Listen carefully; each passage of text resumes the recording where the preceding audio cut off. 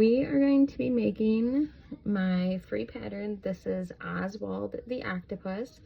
I currently have the written pattern on my camera app, A Tangled Life on there. So let's go ahead and let's get our supplies. All right, so we're gonna need an 8mm hook. We are gonna need some blanket yarn. Now you can use, you can use, I've done Big Twist Posh, you can use Parfait Chunky, and for those I'll typically use a 5 or a 5.5mm hook. And then you're gonna need some safety eyes. I believe these ones are 16mm, but obviously you can use bigger eyes, you can use smaller eyes, kind of depending on the yarn you're using and how big you want your eyeballs to be. And then we need Polyfill, and then we're also gonna need a yarn needle and some scissors. So get all your stuff and come back and we'll start making it. All right, and for this pattern, you are gonna need to know basic crochet terminology. So single crochet, slip stitch, let's see, I said single crochet, your stitches, the magic circle, front loop, and back loop. This pattern works up really quick. I use these in my mystery bags. I was trying to see if I had one by me. I use them in my mystery bags.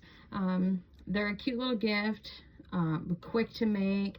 I typically sell these for $6 to $8, kind of depending on what kind of yarn I'm using.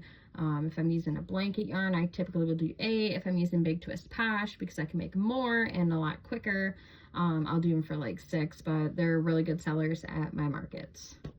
So let's go ahead and we are going to start with our magic circle. So I do mine, my hook and stab. I do mine, I guess, a little different than I've seen people do. So what I do is I grab my yarn, I will wrap it around my finger twice. Let's see, so kind of like that. And then I just put my hook through both of the loops, and then I'll grab this loop, and then I'll pull up, and then I will chain to kind of like secure it a little bit. All right, so I had this pattern memorized, and I should, seeing it's my own pattern, but I've got it next to me just to make sure I don't miss anything. Seeing I'm showing you guys how to make it, so bear with me. All right, so we are going to put 8 single crochets in our magic ring, our magic circle. So 3, 4, 5, 6, 7, 8, and then pull very carefully. Blanket yarn doesn't rip, or however you want to break, as easy as like Parfait Chunky does. So definitely be careful when pulling your tail. I go ahead and I knot it right away and tie off just so I don't forget, because otherwise I'll get to the point where I'm like stuffing it and it's too late at that point. So I knot it twice, I cut off, leave a little bit of a tail. And then you can use a stitch marker too. I always put a stitch marker in my last stitch, but I'm not using one on this one. I'm just going to kind of count as I go. But if you don't want to lose track, definitely get a stitch marker. So our next round, and we are not joining, I forgot to mention that, continuous circle all the way around, do not join, no seam, no nothing. So our next one, we are going to do 2 single crochets in each, which is 16 stitches around.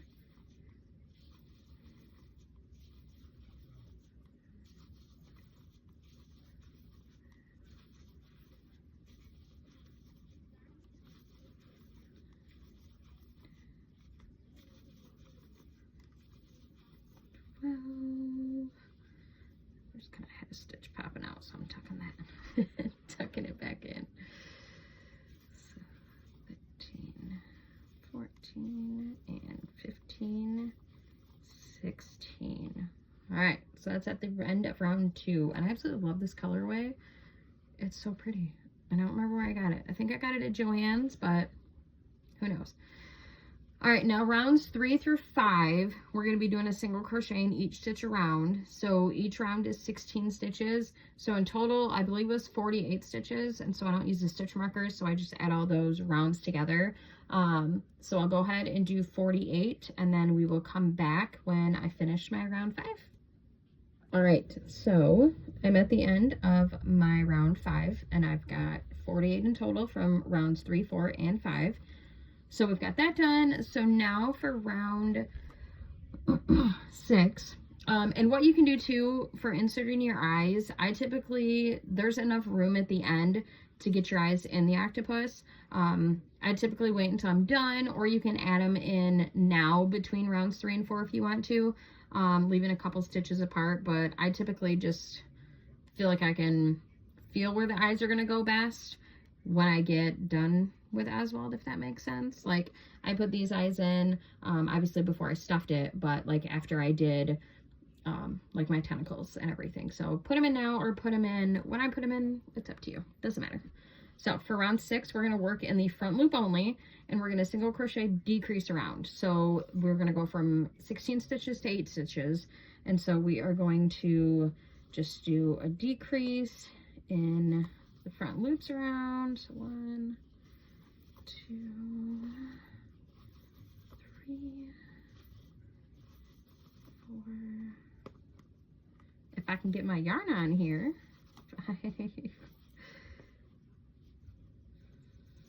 6. It's always nice when it has like a mind of its own and, you know, just does not do what you want it to do. All right. So it looks a little weird now, which is fine. Once we stuff it or get the eyeballs on, stuff it and sew it up, it's going to look super cute. And like I said, it's a great stash buster. Like, I can probably get maybe 4 out of this. Probably 3 for sure, maybe 4. We'll have to see. I'll have to make a bunch tonight and see how many I can get out of this ball. All right, so now we are going to be working on the tentacles. So we are going to slip stitch in our next stitch, and then we're going to chain 4, and then we are going to slip stitch back down our chain. So you will slip stitch 3 times, and then that right there is our first tentacle. And then you're going to slip stitch, in the front loop only. So keep that front loop. And then we'll slip stitch in the front loop of our next stitch, and then we'll chain 4, and then we're going to slip stitch down 3, which will give us tentacle number 2, and then we'll slip stitch in the front loop of the next stitch, and we'll keep that going around. See, our tentacles are turning out so cute, and we'll do that all the way around till we get back and you've got 8 tentacles, and I will meet you back here. All right, so I finished my 8 tentacles. There we go. And so with my last one, so you'll slip stitch, let's undo that. So slip stitch into, I go through both loops right there, and then I do a slip stitch, and I'm gonna leave myself a decent sized tail, probably, I don't know, about that much. Just so you have enough to like sew the bottom up. All right, so I'm gonna do that, and then we're gonna take the yarn off. I pull a little bit. Sometimes I'll make a knot here. I have noticed, get my foot stuck in. I have noticed that sometimes it will make it a little bulky if we do knot that right there, so I won't knot it. All right, so now we're gonna put in our eyes, and I'm probably gonna put them, so with this yarn it's kind of like it's green and blue on this side and then white and blue on this side. So I'm probably gonna put it on my white side, maybe. Let's see how the eyeballs, yeah, probably on the white side. So let's go ahead and get our eyes in. And like I said, it's kind of up to you wherever you want to put them.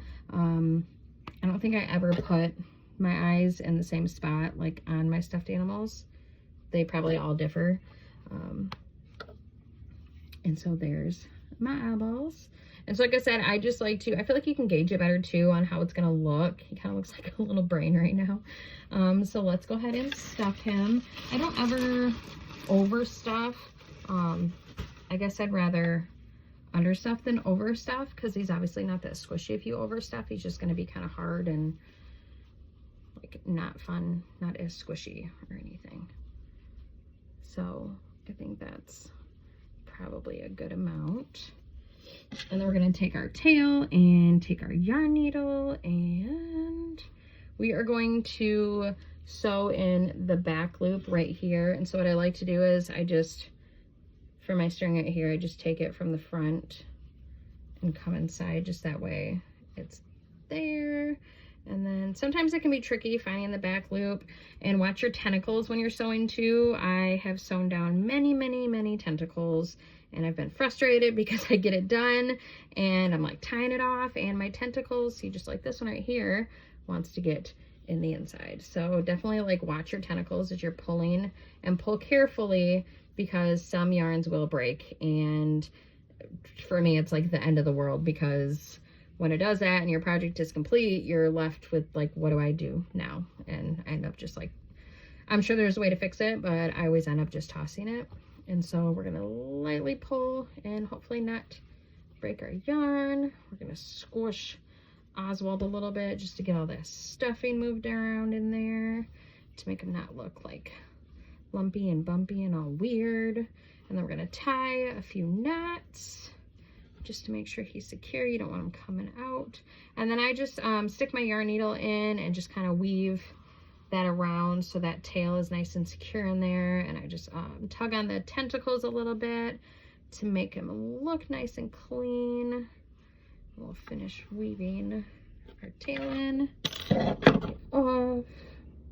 We're gonna cut that tail, and then carefully, I do it with my scissors, just kind of tuck in, stabbing them, just tuck in that tail carefully, and there you go. You've got your own cute little Oswald the Octopus, and just make them in every color.